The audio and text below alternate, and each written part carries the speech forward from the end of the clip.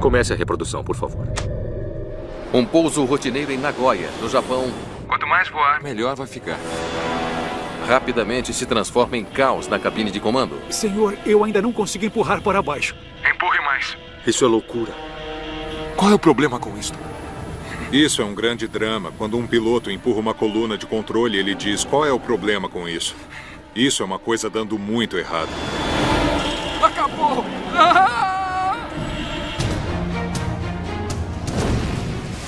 É um acidente catastrófico com mais de 200 pessoas. O que levou 2 pilotos a perder o controle de seu avião em poucos segundos. Eu não acho que nenhum desses pilotos realmente entendeu o que era aquilo.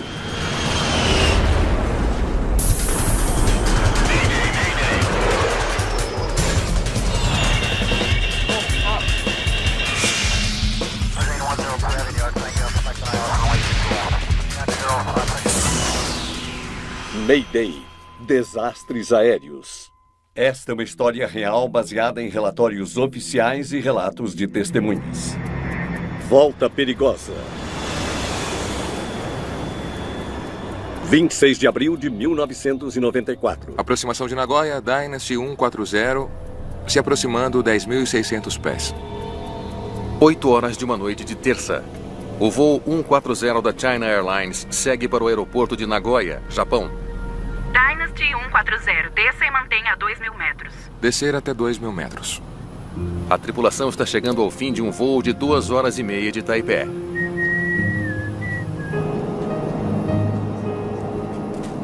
Há 256 passageiros no avião. A maioria está retornando de viagens turísticas a Taiwan. Estou feliz que você tenha gostado da viagem. Espero que possamos organizar outra em breve. Makoto Habuka é um empresário japonês voltando para casa depois de levar um grupo de 20 pessoas para visitar lojas de tecidos em Taipei.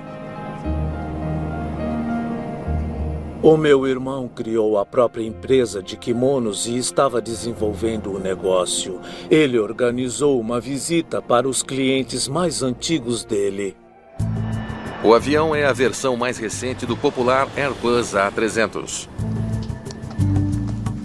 O A300 é um dos pioneiros do avanço da indústria em direção a aeronaves totalmente automatizadas. O A300 foi uma mudança significativa. Esse avião saiu em um momento em que a tecnologia estava literalmente explodindo. Este nível de automação nos permitiu pilotar o avião com muito mais precisão, o que não havíamos conseguido fazer antes. Ok, pronto? Verificação de rádio. A verificação de rádio está completa. Ok, cheque inicial terminado. Em vez de 3, 4 ou 5 pilotos em uma cabine de comando, aviões como o A300 agora têm apenas 2. Os computadores são vistos como a alternativa mais barata e segura para toda aquela mão de obra. O piloto automático mantém um controle muito preciso da aeronave. Isso permite que o piloto fique mais em modo de supervisão para ter uma imagem geral em vez de se concentrar nos momentos muito pequenos de voar o avião. Pensou-se que isso resolveria todos os nossos problemas de erro humano, que diminuiria drasticamente o índice de acidentes. A rota programada do voo 140 leva-o de Taipei por sobre o mar da China Oriental até Nagoya, no Japão. Senhoras e senhores, aqui é o seu comandante. Aterrissaremos em Nagoya em cerca de 15 minutos. Devemos estar no portão até às 20h30. Ótimo. Parece que nós chegaremos a tempo.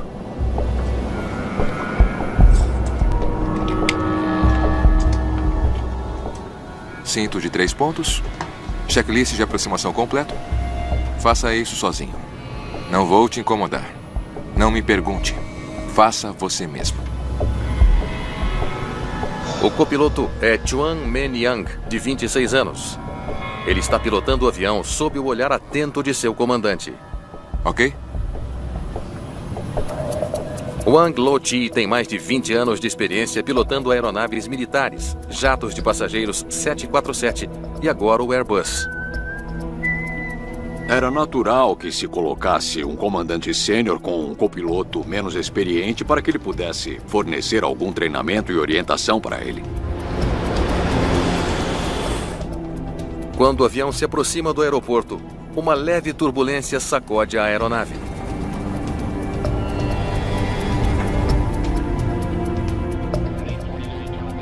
Dynasty 140, reduza a velocidade para 180 nós. A controladora aconselha o voo 140 a desacelerar. Está chegando muito perto de um avião maior à frente. O Airbus está sendo afetado pela esteira de turbulência. Mas o comandante não está preocupado. É bastante comum. Normalmente, depois de passar pela esteira de turbulência, você pode recuperar o controle. Pise com firmeza nos lemes. Vai ficar tudo bem. Não vai balançar muito. É melhor reduzir a velocidade um pouco mais. Reduza para 170.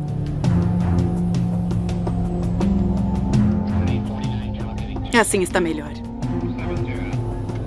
Ok, voe manualmente. Esta noite, eles pousarão sem usar o piloto automático. Se eles usarem o piloto automático o tempo todo, perderão a sua habilidade de voar manualmente. Então, não seria incomum para um comandante optar por fazer a aproximação manualmente para dar a experiência ao copiloto. Baixar trem de pouso. Trem baixado. Flaps 40. Spoilers armados. Luz de aterrissagem acesa. Eles estão a menos de 3 minutos do pouso. Dynasty 140 está liberado para pousar na pista 34. Liberado para pouso, pista 34. O avião ganha um impulso inesperado na velocidade. Os passageiros podem sentir a mudança. Eles não estão mais descendo. Justo quando o avião deve estar desacelerando para o pouso, os motores estão acelerando. Se o empuxo aumentar, você vai desestabilizar a aproximação. Isso é o que vai acontecer. O avião está nivelando agora, em vez de descer para a pista. Empurre para baixo.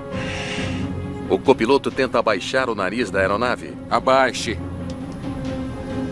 Empurrar o manche de controle parece não ter efeito. Eles precisam voltar ao curso para pousar. Desengate o acelerador. O comandante Wang quer que o seu copiloto reduza a potência. Se eles não voltarem ao caminho correto de descida, poderão passar a pista. Você certamente vai querer desacelerar esse empuxo.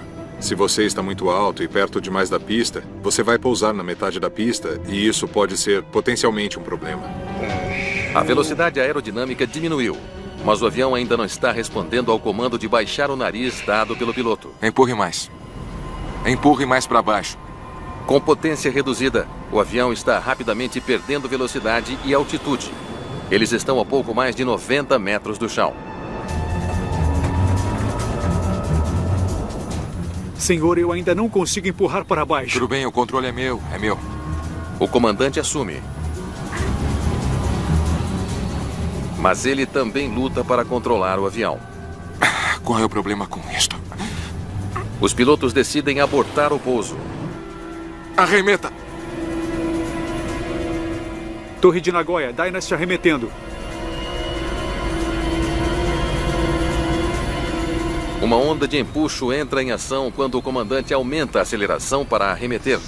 Quando o avião fica muito desestabilizado, muito perto do chão, é quando se deve decidir arremeter. Entendido. Aguarde mais instruções. A controladora deve agora encontrar uma rota clara para o voo 140 circular e tentar a aterrissagem novamente. Mas o procedimento não está funcionando. O avião agora está subindo demais. Se isso continuar, ele vai estolar.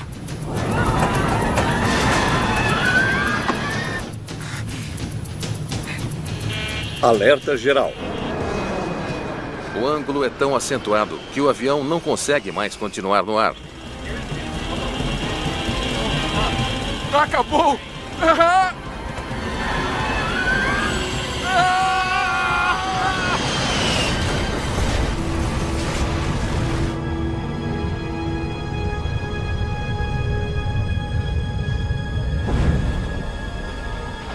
Eu estava em Tóquio e peguei um táxi. Eu ouvi alguma coisa no rádio que um avião caiu em Nagoya.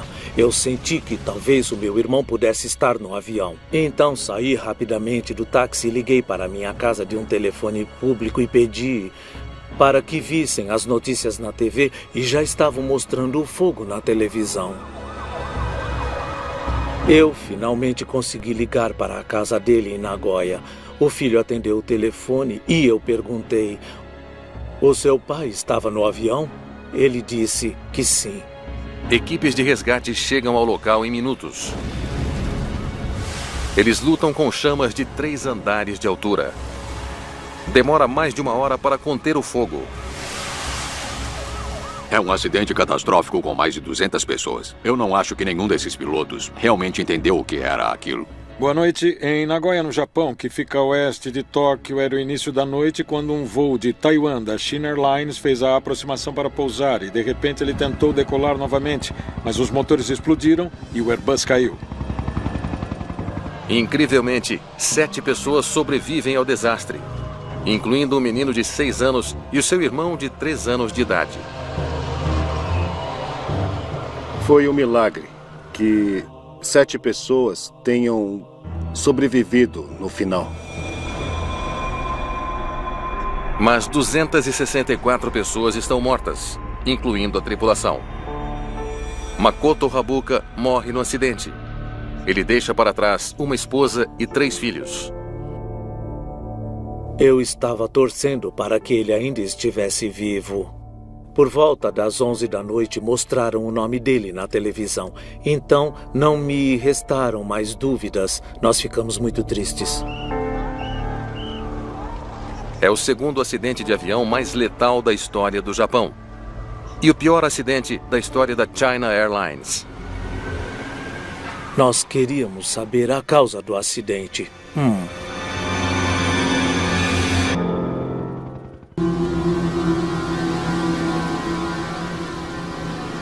Na manhã seguinte, investigadores da Comissão de Investigação de Acidentes Aeronáuticos do Japão fazem o levantamento da devastação. O Airbus está completamente destruído, despedaçado em milhares de destroços queimados. Eles não têm ideia do porquê. E todos querem respostas. Certifique-se de tirar fotos de tudo. Investigadores esperam que o campo de destroços possa ajudá-los a descobrir o que houve. Nagakatsu Kawahata está trabalhando com a Comissão de Investigação de Acidentes com Aeronaves. As partes espalhadas nos dão pistas sobre o acidente. Por exemplo, se as peças de metal estivessem gastas e tivessem se desintegrado no ar, nós veríamos as evidências disso. Erraram a pista por bem pouco. Aproximadamente 100 metros a leste da pista. O avião caiu ao lado da única pista do aeroporto. Por que uma aeronave sofisticada com um comandante experiente acabaria aqui? Você não quer que outro avião caia pelo mesmo motivo. Então haveria a necessidade urgente de determinar o que havia de errado com aquele avião, se houvesse algo errado com ele. Cicatrizes de impacto. A terra macia ao lado da pista é reveladora. Os investigadores encontram uma série de cicatrizes onde o avião atingiu o solo. Esta é muito mais profunda. Parece o trem de pouso do lado esquerdo. A evidência pinta uma imagem de como o avião caiu. Em um ângulo de 4 graus para cima e inclinando-se para a esquerda. O trem de pouso bateu primeiro e depois os motores esquerdo e direito. As asas foram arrancadas da fuselagem, rompendo os tanques de combustível. Era um caminho relativamente curto de destroços, indicando que o avião não teve muito movimento adiante. Ele estava descendo verticalmente mais do que para a frente e por isso se espatifou no chão. A questão agora é: por que o avião se aproximou em um ângulo tão agudo? Você se importa que eu grave a nossa conversa? Vá em frente. Investigadores esperam que a controladora de tráfego aéreo tenha algumas respostas. Tem alguma ideia do porquê a aeronave errou a pista? Nenhuma. Nada.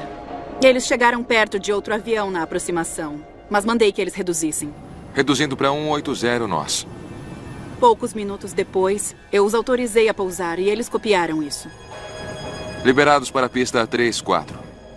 E eu não ouvi nada até que eles disseram que iam arremeter. Como o piloto parecia quando informou que faria isso? Um pouco apressado, mas Não em pânico. E ele não disse por quê? Não. A arremetida não é considerada uma situação de emergência. Torre de Nagoya, Dynasty arremetendo. É usada para evitar uma. O modo de arremetida é uma série de comandos enviados pelo sistema de gerenciamento de voo que aplicará o impulso de subida necessário para trazê-lo a uma altitude segura depois de uma aproximação arremetida. Entendido. Aguarde mais instruções. A controladora reconheceu o procedimento de arremeter. Mas apenas momentos depois, o Airbus bateu no chão. Eu não ouvi eles de novo. Foi tudo muito rápido. A entrevista apenas aprofunda o mistério. Obrigado. Eu avisarei você se eu tiver outras perguntas. Está bem. Os investigadores ainda não sabem por que a equipe pediu para arremeter. Por que deu tão errado? A pressão para encontrar respostas está aumentando. Membros das famílias das vítimas taiwanesas são trazidos para identificar os corpos. Todos estão se dando conta da enormidade do desastre. Documentos de viagem recuperados ajudam o Ataro Habuka a identificar seu irmão Makoto. Espero que possamos organizar outro em breve. Obrigado. O passaporte dele estava aqui no bolso. Eles encontraram depois que o fogo foi apagado. Então foi por isso que eles puderam identificá-lo pelo nome. Podem por aqui, pessoal. Os investigadores enfrentam um enorme quebra-cabeças. Eles devem identificar e catalogar centenas de pedaços de destroços, qualquer um dos quais poderia conter pistas valiosas. As caixas pretas poderiam ajudar. Tanto o gravador de voz da cabine de comando quanto o de dados de voo foram recuperados. Sem ela, seria extremamente difícil encontrar a causa do acidente. Mas pode levar semanas até alguém saber se os dados em seu interior sobreviveram. Investigadores sabem que o voo 140 caiu do céu em um ângulo extremamente acentuado. Eles se perguntam se houve algum problema com o empuxo do motor. Modelo Pratt & Whitney, modelo 4158. Poderia o avião de 3 anos ter sofrido uma falha catastrófica nos motores? Se os motores pararem de funcionar, o avião começará a cair. Nós queríamos saber se eles estavam funcionando corretamente no momento do acidente. Eles examinam o núcleo do motor. Vamos ver tudo. Procurando sinais de travamento da turbina no ar. Parece haver apenas dano externo por fogo. Eles encontram chamuscados consistentes com um aumento de potência do motor, mas nada que aponte para uma explosão interna ou incêndio. Se entrar em uma inclinação muito ruim, uma inclinação com o nariz muito alto e velocidade do ar muito baixa, os motores podem parar, sofrem uma pane, e você pode realmente ter chamas na parte de trás e na frente dos motores se eles estiverem nesse modo de operação. Tendo descartado um incêndio nos motores, os investigadores procuram ver se alguma outra coisa poderia ter causado a pane das turbinas em pleno voo. Estas lâminas estão em péssimo estado. As lâminas da turbina fornecem uma pista importante. Olhe para todo esse dano rotacional. A maneira como as lâminas são danificadas indica que elas estavam girando quando atingiram o solo. A operação dos motores parecia normal, mas não acreditamos que os motores tiveram uma pane. Torre de Nagoya, Dynasty arremetendo. A questão agora é, se os motores tinham potência suficiente para arremeter, por que a manobra falhou? Droga! Os investigadores têm outra suspeita. As superfícies das asas do Airbus. Os slats e as abas móveis são construídos nas bordas dianteiras e traseiras das asas. A sua posição deve ser ajustada de acordo com a velocidade do avião. Flaps e slats são dispositivos aerodinâmicos que ajudam o avião a voar em velocidades mais lentas para a decolagem e aterrissagem. É muito importante que os flaps funcionem corretamente.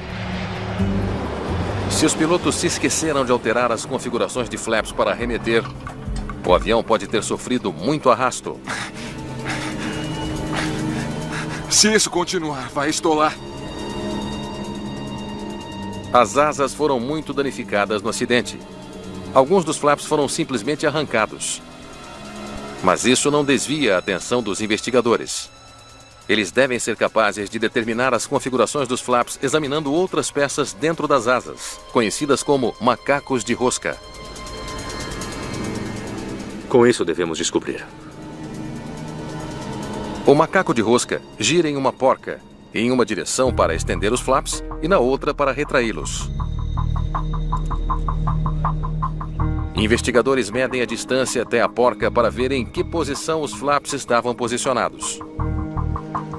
Parece 15 graus. Isso está certo? Sim, de acordo com o manual. Essa é a configuração correta. Então o avião devia ter sustentação suficiente. Os flaps e slats estavam exatamente onde precisavam estar para o avião dar a volta. O motivo do Airbus e 271 pessoas mergulharem no chão ainda é um mistério.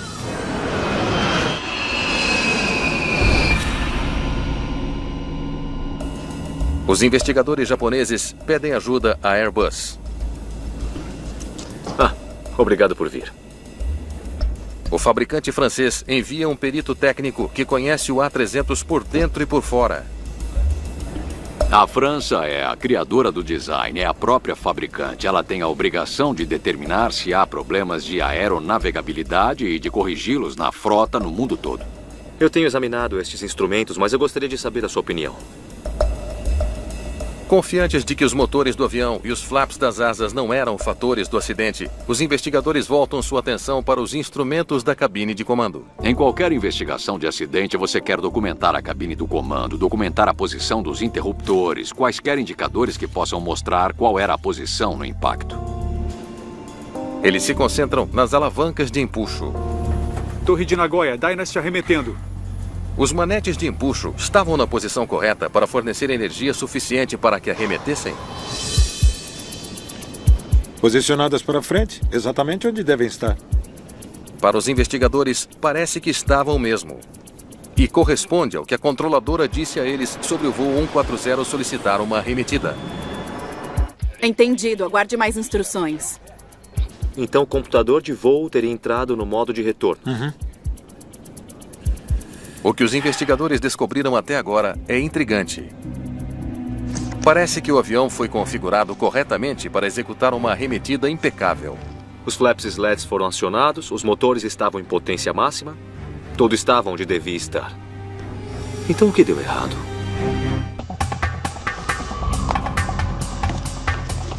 Para entender o acidente fatal do voo 140, os investigadores precisam primeiro descobrir por que os pilotos da Air China abortaram a aterrissagem momentos antes de tocar a pista.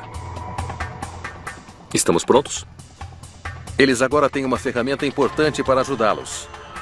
Em 1994, o gravador digital de dados de voo é relativamente novo. Os gravadores digitais foram um verdadeiro benefício para a investigação de acidentes em comparação com os antigos gravadores, porque os gravadores antigos só tinham 5 parâmetros. Os gravadores digitais gravavam muito mais informações e grande parte era muito mais precisa.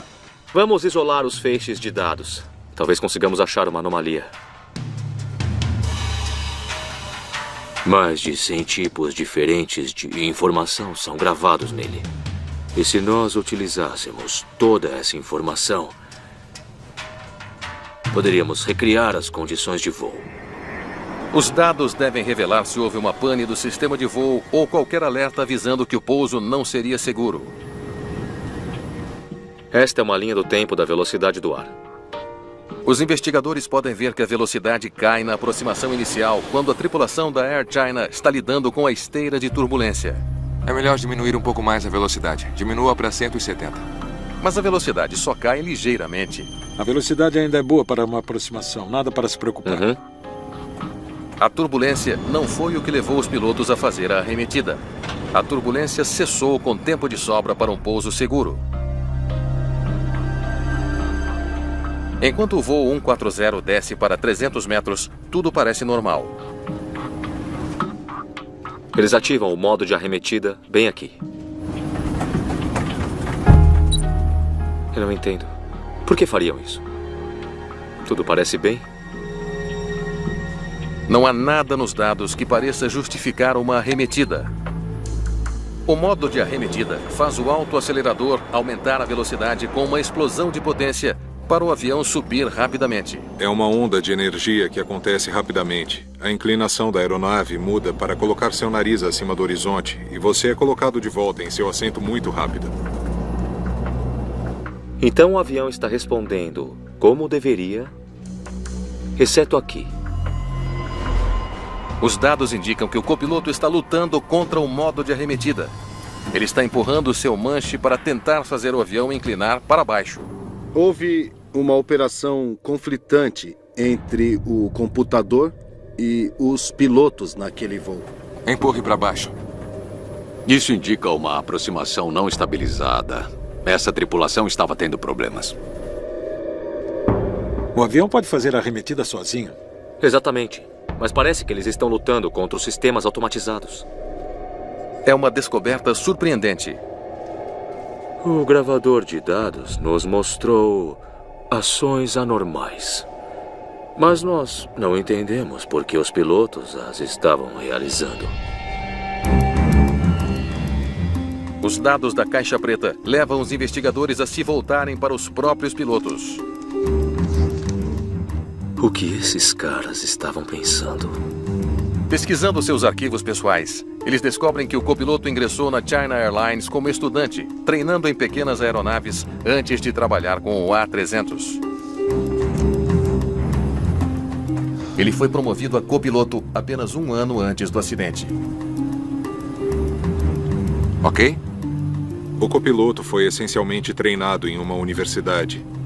Ele voou 590 horas, sabe, em uma variedade de aviões bimotores menores e tudo isso em um ambiente de treinamento. E agora ele está em uma grande companhia no assento da direita de um avião muito grande. Isso é muito surpreendente por si só. O habitual na China Airlines é que os novos pilotos continuem aprendendo no trabalho com um comandante experiente ao seu lado. Comandante Wang Lo-Chi, 42 anos. O comandante Wang deveria estar à altura da tarefa. Ele tinha mais de 8.000 horas de voo em uma carreira de 24 anos. Mas quando os investigadores se aprofundam, nada é tão claro. Ele não tinha muita experiência no Airbus. Eles descobrem que o comandante pilotou o Boeing 747 durante a maior parte do tempo que passou na China Airlines, apenas como copiloto. Ele só foi promovido a comandante há um ano, quando começou a pilotar o A300. Ele era tão novo no avião quanto seu copiloto, que tinha pouco mais de 1.300 horas de voo. Então você tinha um comandante que veio de uma geração mais velha de aviões e tinha um copiloto que veio de uma nova geração de aviões, mas não tinha nenhuma experiência. Então eram dois pilotos relativamente novos no mesmo avião. Em 1994, havia centenas de A300 nos céus. As companhias aéreas precisavam de pilotos treinados para pilotar essas aeronaves tecnologicamente avançadas. A tripulação do voo do acidente fazia parte deste grupo. Tudo bem, só faça isso devagar. Os pilotos entenderam bem os sistemas de voo? Só o gravador de voz pode fornecer respostas.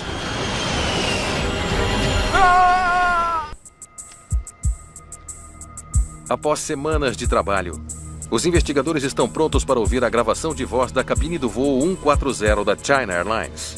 Comece a reprodução do gravador de voz. Os pilotos disseram alguma coisa que pudesse explicar o acidente fatal?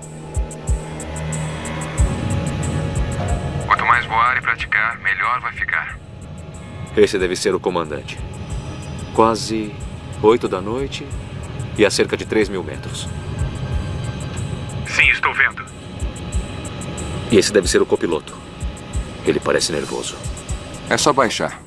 Suavemente. Apenas voe assim. Está claro que o comandante está no controle do avião. Acelere assim. Faça você mesmo. Não vou te incomodar. Não me pergunte. O comandante fala com seu copiloto como se nunca tivesse estado em uma cabine de comando antes.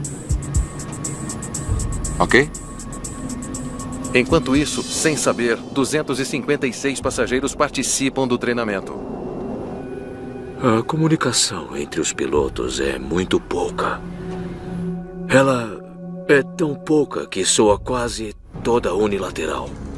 Certifique-se de pisar com firmeza nos lemes. O comandante tem poder absoluto na cabine de comando. O copiloto não pode dizer nada. Vai ficar bem. Não vai balançar muito. O relacionamento professor-aluno funciona bem na esteira de turbulência. Ok, voe manualmente. E quando o copiloto muda para o voo manual, ele desativa o piloto automático aqui, a cerca de 700 metros de altitude. A aproximação para o pouso continua perfeita. Então eles ouvem algo completamente inesperado. Acionou o autoacelerador. Sim, eu só encostei de leve. Desengate. Pare a reprodução. Ele acionou a arremetida por engano. É uma grande descoberta. Até agora, os investigadores assumiram que a tripulação pretendia fazer uma arremetida. Agora parece que o jovem copiloto acionou o modo de arremetida por acidente. Os investigadores suspeitam que a mão do copiloto tocou o pequeno interruptor de arremetida na frente dos manetes de empuxo. A causa não é clara. Ele certamente tocou no pequeno interruptor de arremetida. Os dados mostram isso. Juntamente com um aumento no empuxo, o modo de arremetida ativa o estabilizador horizontal do avião. O estabilizador é a seção horizontal da cauda do avião. Ele pivota para cima e para baixo para ajudar a controlar a inclinação do avião. No modo de arremetida, o computador move o estabilizador para fazer o avião subir. Continue, por favor. Empurre para baixo. Empurre mais. Empurre mais para baixo. O que os investigadores estão ouvindo é surpreendente. A tripulação tem bastante tempo para desligar o modo de arremetida, mas por algum motivo não desligam. Em vez disso, os pilotos avançam e tentam pousar. Isso é loucura. A aeronave agora está presa entre dois comandos opostos. O copiloto está tentando empurrar o nariz para baixo. Mas o computador de voo está comandando o estabilizador horizontal para levantar o nariz. Senhor, eu ainda não consigo empurrar para baixo.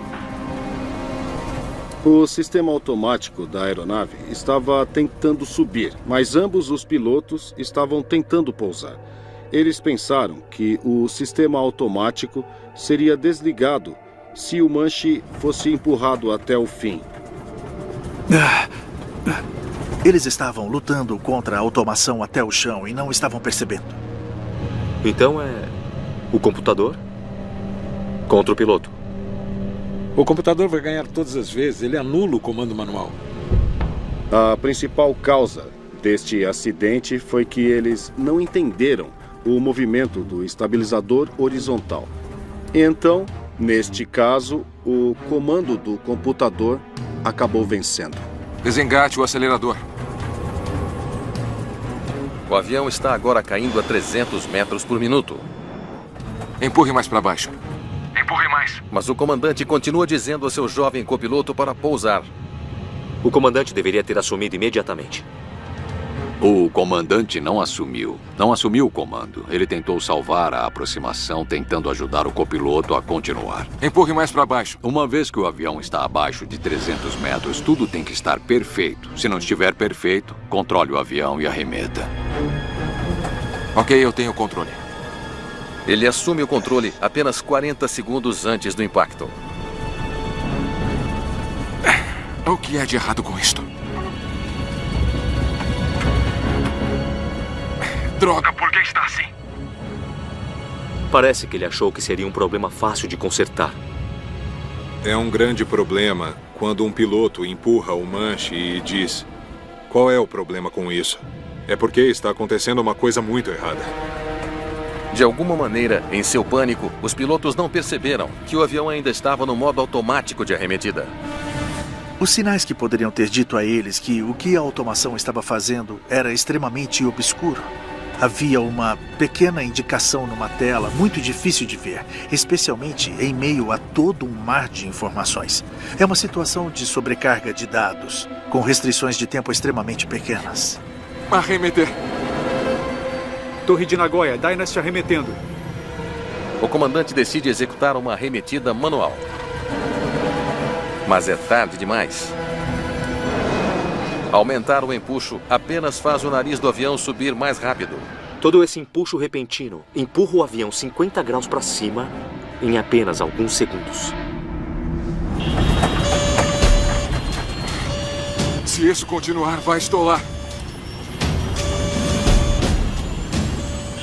Alerta geral. Eles o deixaram em uma configuração tão ruim que o avião entrou em stall. E quando estolar, vai cair muito rápido.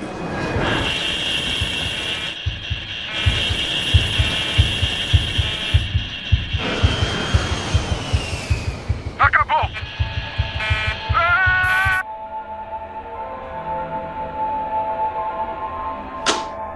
Foi muito chocante quando ouvi essas vozes. Ambos os pilotos estavam tentando recuperar o controle da aeronave. Eu acho que as vozes mostraram que toda a esperança estava perdida. Por que os pilotos não sabiam que o computador assumiria o controle? É a última pergunta que os investigadores enfrentam. Para responder, eles precisarão explorar as complexidades da automação de computadores e os limites do entendimento humano. Empurre mais. Como poderiam dois pilotos treinados ter uma compreensão tão falha dos sistemas de voo computadorizados de seu avião? Senhor, eu ainda não posso empurrar para baixo. Ok, eu tenho controle. Para evitar que isso aconteça novamente, os investigadores precisam entender por que a tripulação ficou tão confusa. Por que isso está assim?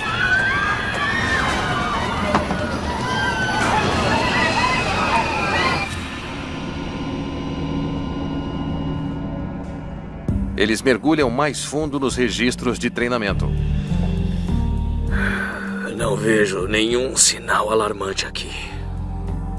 Os dois pilotos cumpriram todos os requisitos de licenciamento, incluindo voos em sala de aula, simulador e de treinamento. Tudo parece em ordem. Mas então, eles percebem algo. Espera um pouco. Tem alguma coisa errada aqui.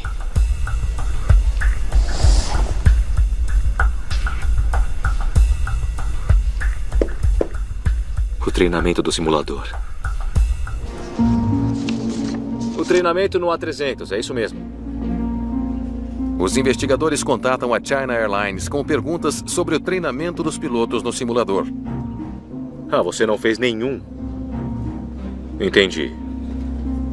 Eles descobrem que a China Airlines não tinha um simulador de A300 para os pilotos treinarem. Onde eles fizeram o treinamento? O comandante foi enviado para um simulador na Tailândia para aprimorar suas habilidades no A300. Você não vai acreditar. O simulador onde o comandante treinou fica em Bangkok e tem uma configuração diferente. No modo arremetida, ele pode anular o estabilizador horizontal. Se ele empurrasse o manche, o avião mergulharia de nariz. Os investigadores ficam surpresos ao saber que o simulador tailandês faz exatamente o oposto do que o avião do acidente fez. Quando o piloto empurra o manche, o nariz desce, mesmo em modo automático de arremetida. Essa informação muda tudo. É uma grande descoberta que poderia explicar as ações do comandante. Empurre para baixo. Empurre mais para baixo. Ele pode ter pensado que empurrar o nariz para baixo funcionaria, porque funcionava no simulador. Seus anos pilotando um 747 teriam reforçado essa crença. Os seus sistemas de voo funcionam da mesma maneira. Naquela aeronave, se você empurrasse o manche até o fim, forçaria o piloto automático a entregar o controle completo de volta ao piloto. Mas isso não é o que acontece no Airbus. Empurre para baixo. Empurre mais para baixo. Quando os humanos estão estressados, é muito comum regredirem à experiência anterior. Arremeter. Torre de Nagoya, Dynasty arremetendo.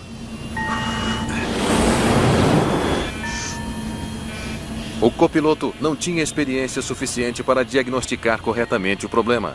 Se isso continuar, vai estolar. Eles essencialmente passaram pelas fendas no treinamento. Nunca tiveram a chance de fazer isso num ambiente seguro para entender por que a aeronave está fazendo o que está fazendo e recuperar o controle sobre ela. Pode me mostrar a seção sobre como desligar o modo de arremetida? O manual da Airbus também ajuda a explicar a confusão dos pilotos. O desligamento do modo de arremetida só é possível através do acionamento de outro modo. Os investigadores descobrem que, embora o modo de arremetida seja fácil de ativar, é muito mais difícil desativá-lo. O ATS é acionado no modo correspondente ao modo longitudinal acionado. Seja lá o que for isso. O modo longitudinal da arremetida permanece ativo. Bom, isso está bem claro. Você pensaria que seria simples apenas desligá-lo para desselecionar essa função, mas não é assim que essa automação foi projetada. Ainda estamos na arremetida automática. Um jovem piloto estressado poderia facilmente esquecer os vários passos necessários para desativar o modo de arremetida. Empurre para baixo.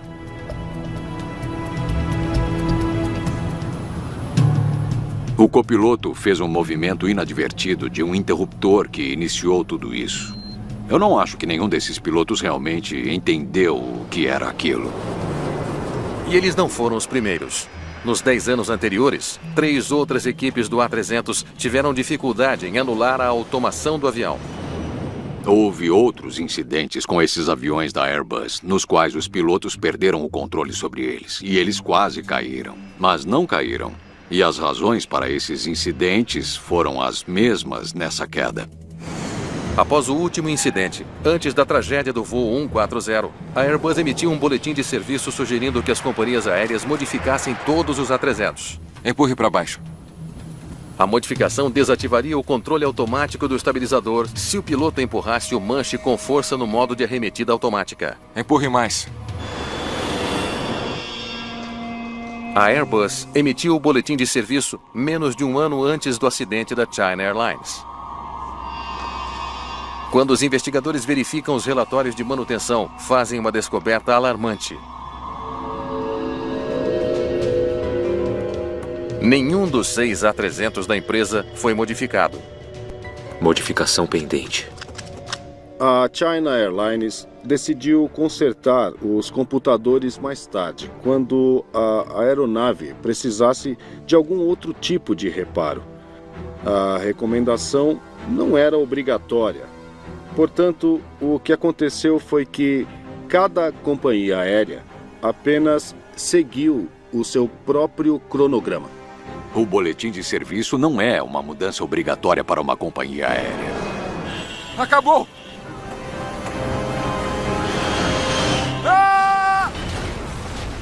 É lamentável que eles não tenham usado esses incidentes anteriores e aprendido com eles. Eles poderiam ter evitado esse acidente.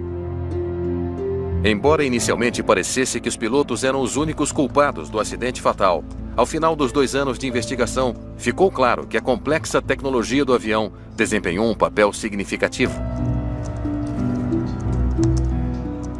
Depois que os investigadores divulgam as suas descobertas, a Airbus muda os sistemas de voo para permitir que os pilotos anulem o modo de arremetida automática. Os métodos de treinamento também foram atualizados. Eu quero que o mundo seja o mais seguro possível. Eu não quero que isso aconteça novamente. Então, para evitar esses acidentes, encontrar soluções é importante para ajudar a próxima geração.